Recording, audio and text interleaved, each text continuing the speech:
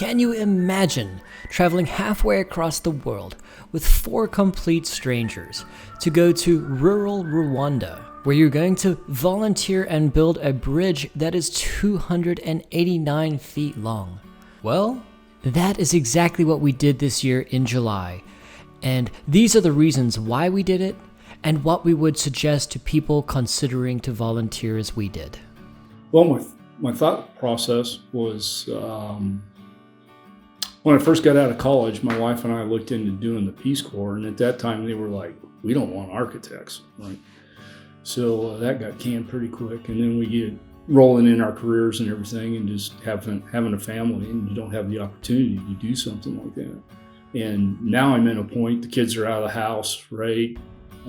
So, hey, here's an opportunity to kind of go back to that future.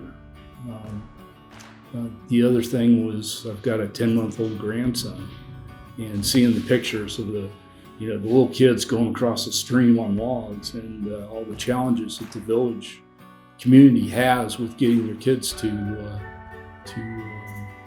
school and healthcare. It's just was really graphic and personal to me because of my young grandson. And so I thought, man, this is a chance for all those things to come together and maybe make a difference. I did not expect to have the respect and really admiration for the Rwanda people.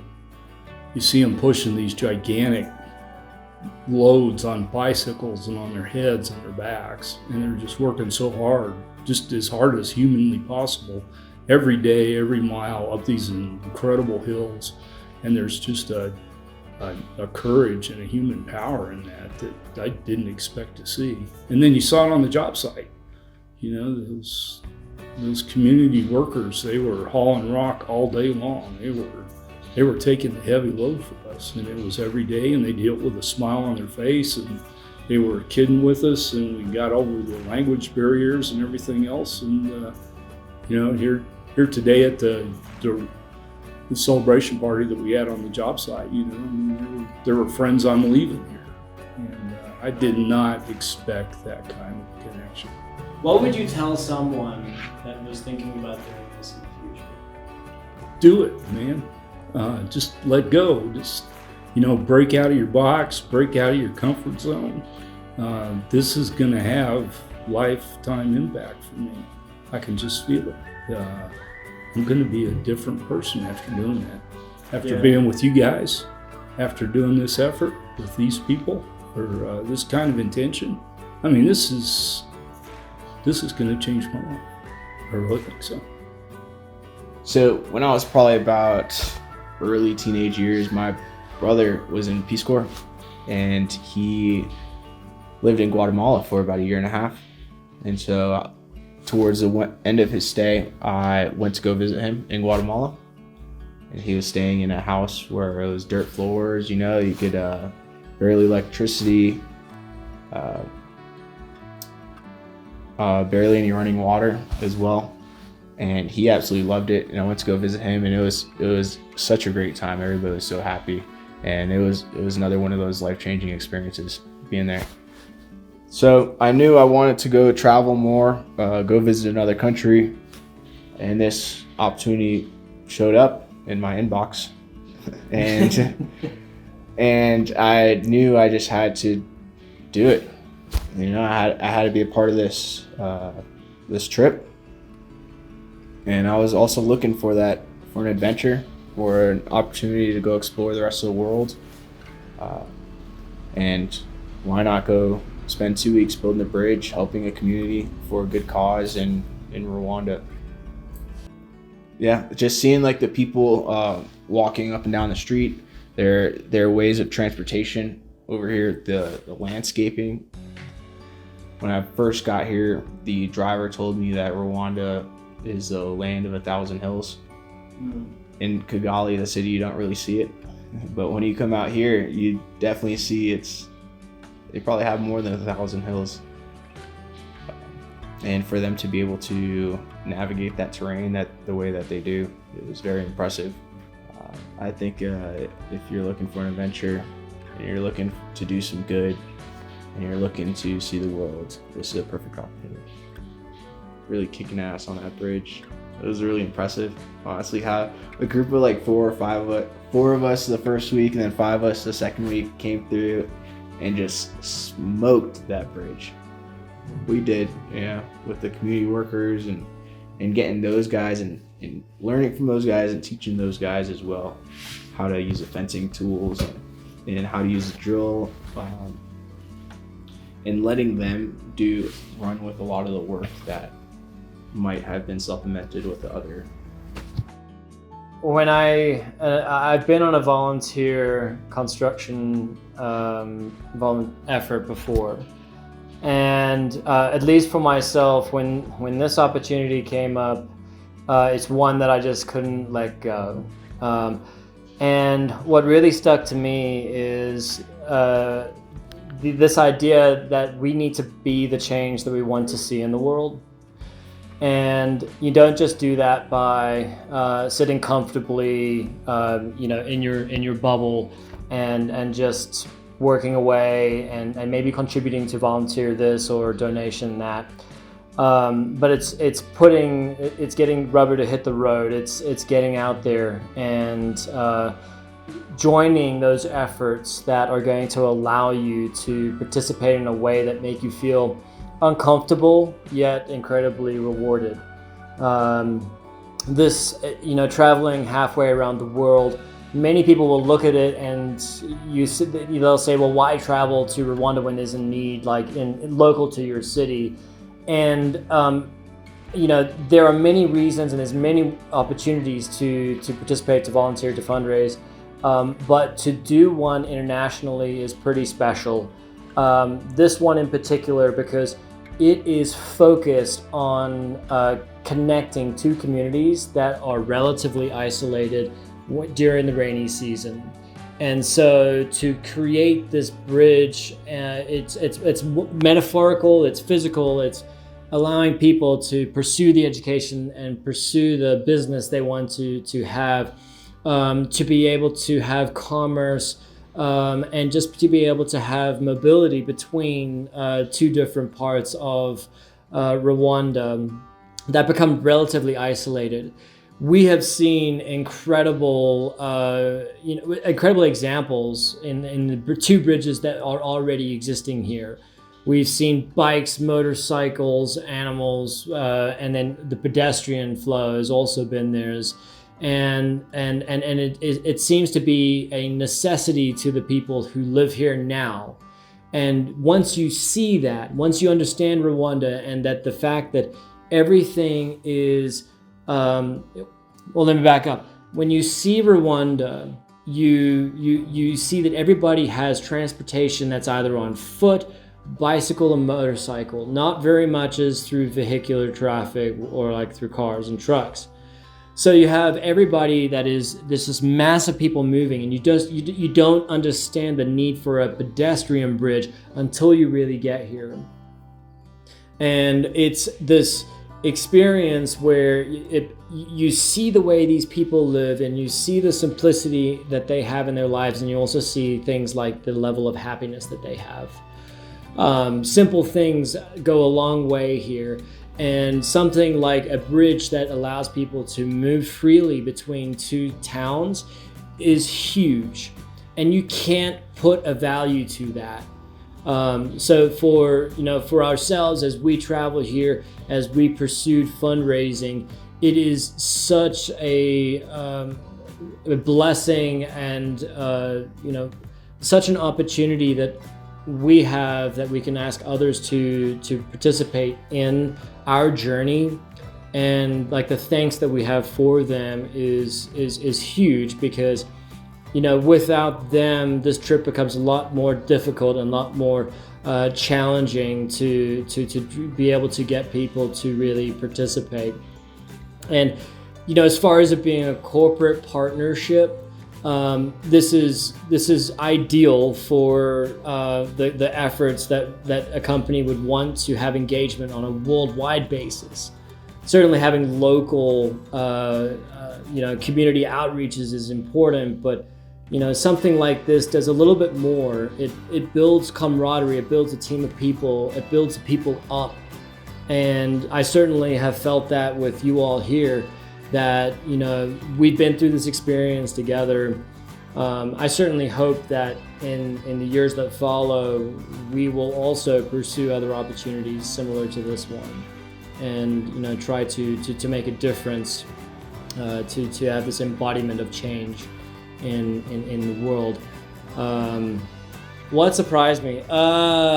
Okay, so I was surprised by the level of community and how the way that people can work together in their community has such an impact in the scale of what they can accomplish. This community and the Rwandan village that we're helping, they got together and made things happen that 1 or 2 people could never make happen. Like us being here, 4 or 5 would never be successful without the Rwandan community really participating in what we're doing. So it's this idea that a village is better than an individual. You can accomplish so much more. What would you say to the person that I'm sure all of us were at some point in this process of being on the fence, right?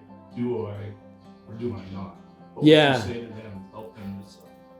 So ask yourself, are you willing to grow? Are you willing to pursue a version of yourself that could be different and better in a way that you will never understand until you pursue it? That's being here for me, nerve-wracking, hard. The work is like physical. You have to think critically all the time.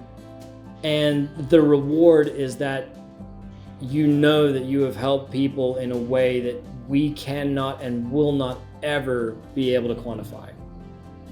I would say a little bit of it maybe started as like a selfish endeavor to a certain extent. And I just say that just because I haven't had any experiences such as this, haven't been to a country like this. Haven't met people. I've only seen this type of stuff on, TV, videos, movies, and I always found it interesting. But I also know that, like, I struggle with trying to figure out how to raise 2 kids and like what to teach them. Lessons to teach them, morally based lessons. And what I realized, I guess, once I got here was this was going to help me grow. But also, like, when I got here, seeing how the local people here in this community don't complain, or at least we know because we don't speak the language, but it seemed like everybody was extremely happy. Didn't complain, have nothing. Yet, the population where we're at finds things to complain about when you have everything. So what I'm trying to say, I guess, is trying to figure out again, like, what really matters. And these folks, it's crazy. It ended up being semi-selfish, I guess. Like, when we're driving past the kids and all they just want you to wave and cometa, and but that right there made my entire day. Like, they're so happy. They're so happy, and like their smiles made me happy and made me like naturally smile. And so selfishly, it makes me happy being here, seeing other people happy. And I think that's part of it. Like, I do, I've done community initiative stuff, and I love doing that type of stuff when I get the opportunity to do it.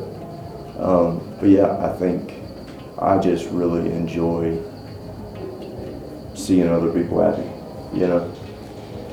From the outside looking in, you know, everybody will see that a group of folks are going halfway around the world to help this small community, you know, relatively small community in Rwanda. And we're going to help them access medical, schools, supplies, food, by building this bridge. But really though, you know, I think we had a lot more impact than that. And you could tell, you know, it shows with the amount of people that showed up on the last day to celebrate us completing that bridge. It was absolutely unreal. I would say that you have to do it. If you're given the opportunity, you know, you're gonna be around good people that have similar intents as you by going out there in the first place. And there's so much to learn. Break out of your shell, break out of your box, open your eyes to the rest of the world, you know, versus your day in, day out, what you think are struggles. And the way that you perceive and you interpret your life, I guarantee you will be changed once you go out and you have been introduced to an experience like this. Absolutely. Like this volunteer stuff, like Jake said, is something that you see in movies and you've always, you know, heard about and read about, but never really done. But I always thought it was cool and I always wanted to do it, never had the opportunity, so I presented stuff. I'm like, I'm gonna reply, see what happens. Never thought I would actually end up on the team of 5 people that would get to do it, but more specifically, like I said earlier, this is like an opportunity to actually build something and you see where your efforts went as opposed to like just donating money or supporting somebody that's like 1,000 miles away and you never see them. It was something tangible, something I could see, something I could do, and something I enjoy. It's building, right? It's what we do. So I could build something with the people that were gonna use it. This is like building a hospital with a bunch of nurses helping you. Like, who does that? Right. So it's kind of cool. That's why I did it. Project lead, I guess he would be the equivalent of a superintendent on the project side. Very many times said to me, this is why you're here, right? So if you have a better way of doing it, let's hear it. And that time the opportunity presented itself. They were doing something that we thought was ineffective. And we came up with a better way of doing it and we showed it to them and they liked it. They let us do it, so. And I guess that is the point. I'm kind of curious as to what they get from other corporate partners if they're not necessarily builders, where like you have, I don't know, doctors and nurses out here trying to build something. Right. They don't get the same input that they would from us, and I think they're expecting it. So it was nice to be able to provide that to them and help them maybe make it easier for them on the next one. Process improvement. Right. And if you're on the fence about doing it, just get off the fence, just do it. It's worth it. You'll never regret it. It's an opportunity of a lifetime, an experience of a lifetime. So go for it. I come from a country that has many communities like this and a country that's run much like this one, but with a lot more corruption.